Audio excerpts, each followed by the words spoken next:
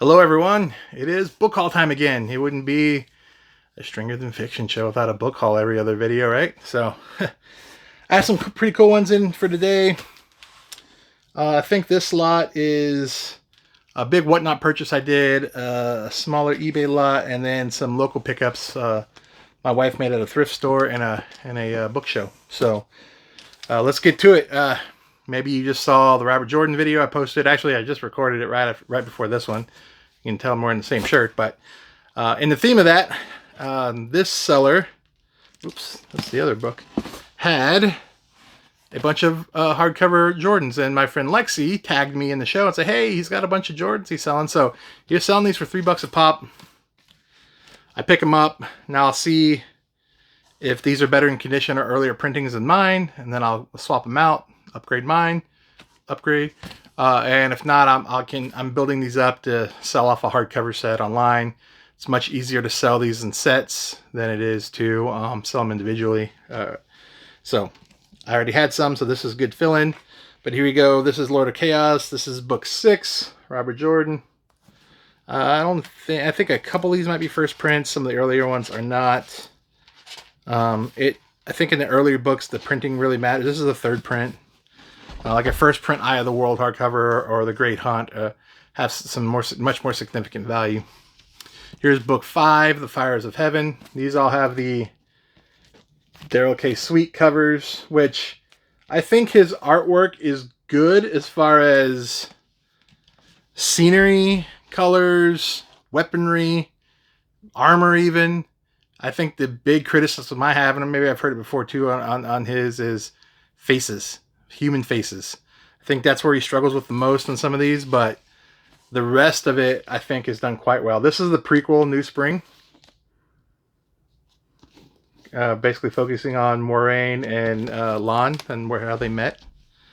As you can see, again, look, some of the faces on these aren't the best, but the horses and the artwork otherwise. This is The Path of Daggers. I think this is book 8.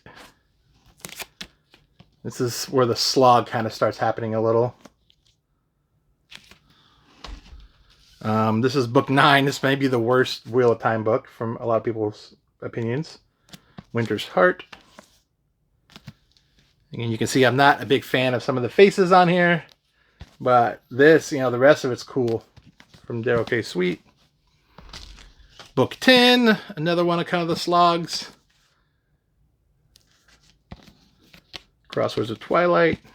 And then book 7, Crown of Swords. So I think that should our look off. But see, doesn't that look cool? I think the city itself and all that artwork looks great. So those I had to pick up, and then he had a bunch of other stuff. He had some D&D books, other cool things. I got this Clive Barker, again, paperbacks he's selling for $2 each. This The Great and Secret Show. I've been interested in getting some Clive Barker. Oh, I got a first printing paperback Eye of the World, which has a little value. And an Unbroken Spine, which is very rare. So I think that will do quite well. I picked up a book 11. Any of the book 11, 12, 13, 14s in paperback are actually, I think, a little harder to find than the hardcovers. Maybe not book 11, but I know the Sanderson paperbacks are. I think most everyone bought them in hardcover. And they didn't print as many in the paperbacks. That was kind of in the time, late 2000, late aughts or whatever, and early 2010s that paperbacks are starting to get phased out as being as popular. So, some D&D books. Shadowdale, Avatar Trilogy, Book 1. Elminster, The Making of a Mage. It's the first Elminster by Greenwood. This Conan I didn't have, which actually holds a little value. By Sean Moore, Conan and the Grey God, which is really cool. I hadn't seen this one before, one of the tours. So that'll go in my collection. I don't know if it's any good, but here's a Dragon's Tome by Heinrich.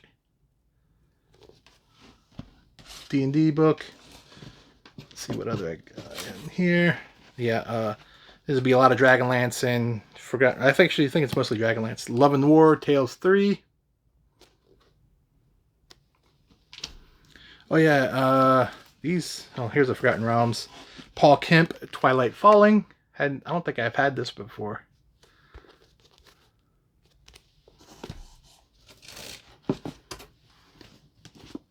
I'll get to these in a minute. Realms of Valor by James Lowder. Is that Elminster on the front, maybe? I've read a lot of the Salvatores, the Driss books, and I've read the first 2 trilogies by Weiss and Hickman. That's about the D&D I've read. I haven't really dug deep into this. The Sapphire Crescent by Thomas Reed. Part of the Erebar trilogy. Book 1. Here's one of the Salvatores. 1,000 Orcs. Really cool artwork on this one of the battle. I think Salvatore's, you know, he is what he is, but I think he writes combat and battles pretty well, if that's your thing. This is book 3 in the Dark Elf trilogy, Sojourn, one of the more modern reprints. So there was a mix of Dragonlance and Forgotten Realms. Here's the 2 swords. I think it goes with that 1,000 Orcs trilogy as part of the larger series. Preludes 2, Tanis and the Shadow Years. That late 80s, early 90s artwork there. 1990, so yeah, it's about right. Looks like a heavy metal magazine from that time. And I mean the heavy metal fantasy science fiction art one, not like heavy metal music mags. I guess it kind of fits there too. Kinder and the Gully Dwarves. I think I have about 20 of this. This is a very common book. This is Tales Volume 2. And then some non-Dungeons and Dragons. A McCammon Mystery Walk. This one didn't hold a lot of value, but it's a McCammon. So if I can get a McCammon for $2, that's in decent shape. I pick it up. It doesn't have the embossed cover, so this is a reprint. This one was kind of, I thought I had 2 of these. It must be in another box somewhere. I might have mixed them up some. But Toreador, the Clan novel. This is a Vampire the Masquerade book. And I don't think this one, the other one I got is more valuable than this one. But I thought I had both.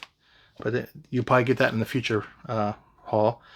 Fairly Beat Up, The Claw of the Conciliator by Gene Wolfe.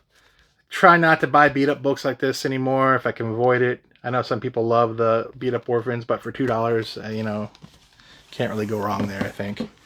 And a little bit of a detour from there. Christopher Scott, he's a Whatnot seller, goes by Wolf by Night, and in my Discord, and he's been writing. And he just released a second book, Pray for Prey. I think I showed his first book on a recent haul. So it's supporting an indie author that starting out. I haven't read him yet. I know some of the other guys in Discord have read his book and they enjoyed it. And you know, he puts funny little he signs it, but it's again, I always forget words when I start getting in front of the camera. Inscribe, right? Inscription on there. This is something my wife found. It's not science fiction, but it's Nina's book by Eugene Burdick. It's just old. And so I think she picks them up for less than $1. So she picks them when she sees them. And sometimes they sell online. See, when is this from? I don't know anything about this book. But getting cool old books that still have the dust jacket. It's from 65. It's not that old, but 60 years old, right? Alright. Oh, this came in another Whatnot sale. I won the buyer's givey, which is this. I'll just take it out of the package. It's a bookmark with a sword. So I guess the sword stabs into your book, and then like what hangs over is this little dragon thing.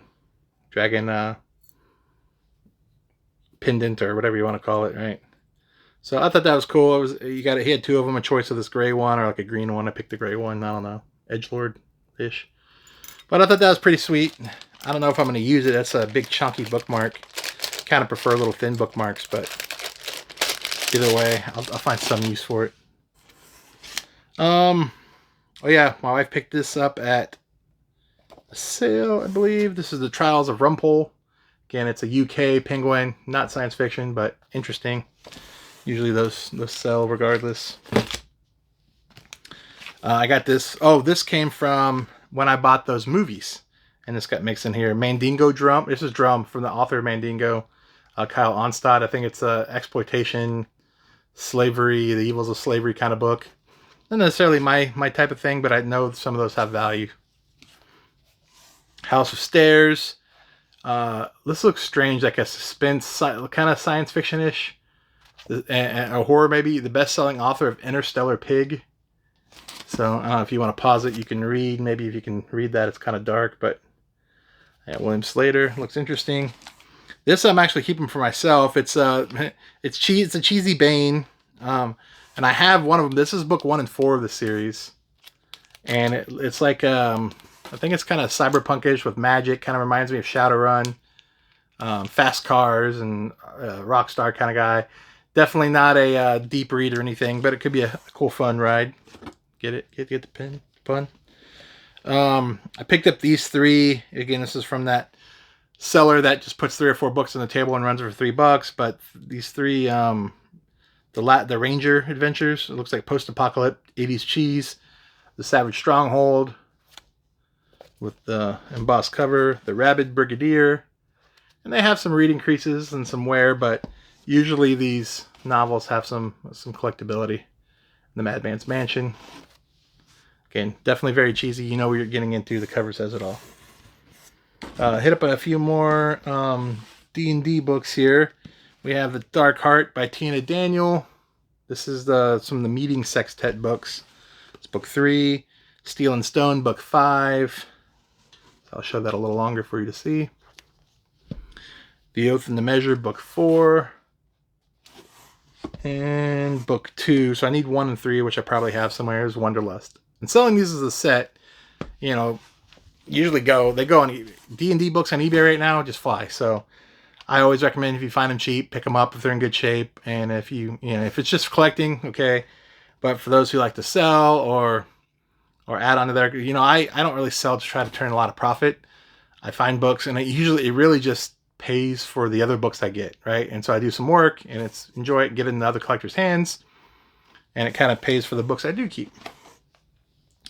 I picked up a doll. This is a reprint, but Landis, A World Called Camelot, which I already have a copy, so I'll sell this one. Horizon. This is one of those gothic horror novels. Anytime you see a castle in the background and a lady running around in a dress, it's usually one of these. I don't think this one has a ton of value. Another one that's kind of like that. This is Phyllis A. Whitney, Window on the Square. There is a niche market for these. I've sold some before for a decent amount. West Side Story, in really nice condition. Again, not something I want to keep, but look, this is really pretty.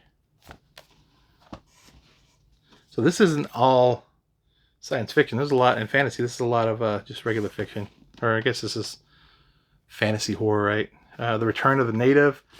This has got that very cardboard paper, actually more like paper feeling cover, so it's hard to scrub that wax pen off the cover, because it'll take the cover with it if you try too hard.